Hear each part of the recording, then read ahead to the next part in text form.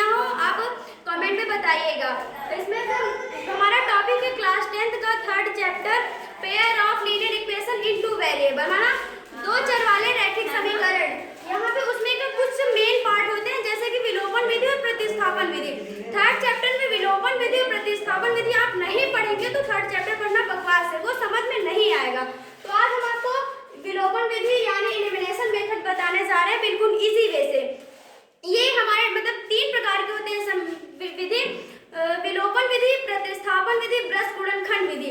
तो हमारे सिलेबस में केवल विलोपन विधि और प्रतिस्थापन विधि है, तो ब्रश गुणनखंड विधि नहीं, इसे पढ़ना आवश्यक नहीं, बाकी आप सब पढ़ सकते हैं।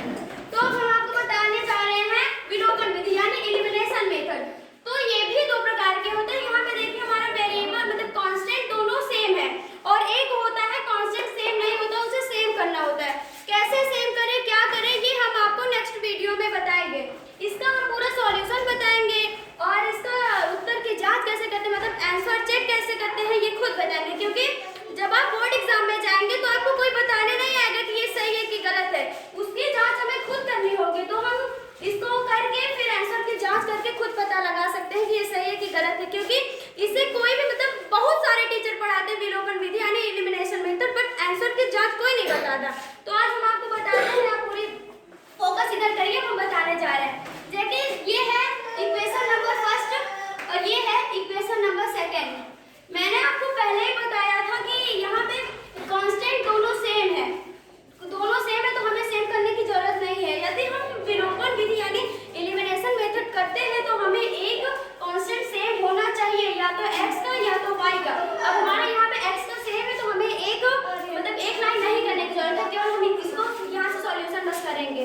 अब देखिए यहीं से करने जा रहे हैं, नहीं यहाँ पे डालते हैं सॉल्यूशन।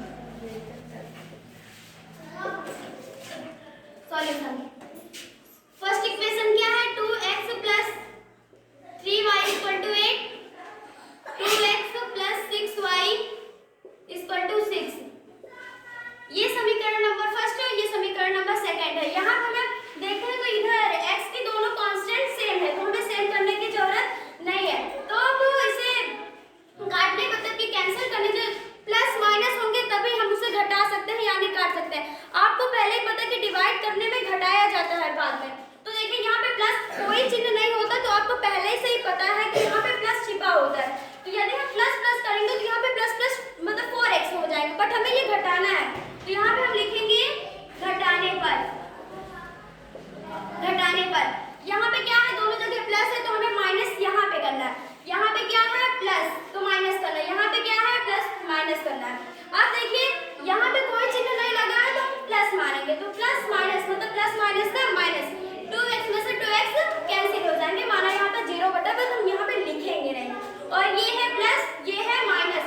अब हमें ये चिन्ह पर फोकस नहीं करना, हमें माइनस वाले साइन पे फोकस करना है। प्लस माइनस का क्या होता है माइनस। यदि 6y में से 3y घटाएंगे तो 3y ही आएगा। और ये मतलब हम पहले आपको बता चुके हैं कि प्लस पे फोकस नहीं करना है, इसका नया चिन्ह हो गया माइनस। तो जब हम 6y में से 3y घटाएंगे तो 3y आएगा। और यहाँ पे देखिए मतलब बड़ी संख्या का साइन माइनस है, यहाँ पे भी माइनस लगा देना है। अब यहाँ पे फिर माइनस लगा है, प्लस माइनस तो माइनस, 8 में से 6 जाएगा तो कितना आएगा 2 आएगा। यहाँ पे देखिए बड़ी संख्या प्लस में है, छोटी संख्या माइनस में है, तो हमें हमेशा बड़ी संख्या की साइन लगानी होती है। तो यहाँ पे हमें 2 कर देना है। अब y इधर करिए, वेरिएबल एक तरफ कांस्टेंट एक तरफ, ये 2 है इधर इंटू में, ये माइनस का हमें नहीं ध्यान करना। यहाँ पे देखिए y के साथ इंटू लगा है, कोई चिन्ह नहीं लगा बीच में तो इंटू है, तो 2/3 माइनस में। अब ये हमारा क्या आ गया, y का मान आ गया। अब यही y का मान हमें समीकरण 1 में या 2 में रखने से x की वैल्यू निकल आएगी। तो y का मान समीकरण 1 में रखने पर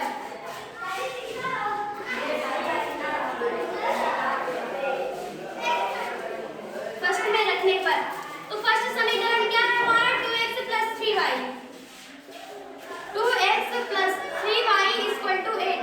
अब हम मतलब कि हमें 2x का मान नहीं पता और y का मान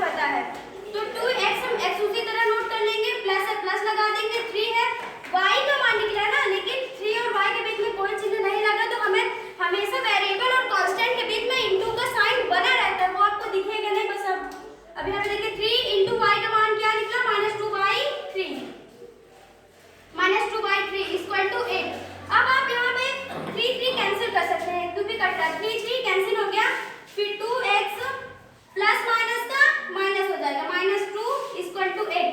अब फिर हमें बताया वेरिएबल कांस्टेंट एक साइड करना है, तो वेरिएबल एक तरफ कर ले, कांस्टेंट एक तरफ, तो 2x इक्वल टू 8, इधर 2 माइनस में है तो इधर जाएगा प्लस में हो जाएगा, +2। 2x इक्वल टू 8 और 2 ऐड करेंगे तो 10 आएगा, फिर x है, इधर देखिए ये इंटू में इधर जाएगा तो डिवाइडेड में हो जाएगा, 10/2, 2 × 2 2 5 10, x का मान हमारा यहाँ पे 5 आ चुका। अब फाइनली क्या, अब फाइनली हमें x और y का मान पता हो चुका है। अब हमें आंसर के चेक कैसे करेंगे, ये नहीं होता कि हमें y का मान पता हो गया या x, दोनों में से एक का मान पता होने पर हम आंसर की जांच नहीं कर सकते, हमें दोनों का मान पता होना चाहिए। तो हमें y का मान पता हो चुका है और x का मान। अब हम यहाँ पे आंसर की जांच कर लेते हैं, आंसर चेक, समीकरण से चेक करना है आप, मतलब कि इक्वेशन में यही तो एक सरल विधि होती है कि आंसर की जांच करने के लिए आप इनमें से किसी भी इक्वेशन में रख दीजिए x y की वैल्यू, आपको पता चल जाएगा। यदि left hand side right hand side दोनों इक्वल आ रहा है तो आपका मान सही है, और दोनों में से एक का अलग एक का अलग आ रहा है तो आपका मान गलत है। तो हम यहाँ पे फर्स्ट लेते हैं समीकरण 2x + 3y = 8। अब यहाँ पे 2 वैसे लिख देना, इसके बीच में कोई चीज नहीं है तो हमें इंटू मारना है, पहले ही आपको पता है। इंटू x की वैल्यू कितनी निकली है, 5, फिर उसके बाद बीच में क्या लगा है, प्लस 3 इंटू y की वैल्यू कितनी निकली है, -2/3 इक्वल टू 8। अब यहाँ पे देखिए 2 5 जा 10 प्लस 3 से 3 कैंसिल हो जाएगा, 10 प्लस 3 3 को हम कैंसिल कर सकते हैं क्योंकि इंटू में ये नहीं, अगर कैंसिल नहीं होता तब हम सामने सामने का इंटू कर लेते हैं। अब यहाँ पे हमारा कैंसिल हो जाएगा तो काट देंगे, 3 3 कट गया, ये माइनस में है ये प्लस है तो प्लस माइनस का -2 इक्वल टू 8।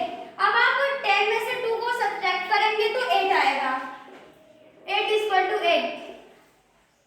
फाइनली हमारा आंसर सही है। आप इसकी मतलब आंसर चेक की सहायता से आप जांच कर सकते हैं कि हमारा आंसर सही है या गलत है, हमारा x और y का मान दोनों सही है। इसी प्रकार आप मतलब कि मैंने अभी इजी बताया है, इससे कई टफ होते हैं। आपको कोई भी क्वेश्चन का डिस्कस करना है तो आप कमेंट में बताइए, हम उसका सॉल्यूशन बताएंगे।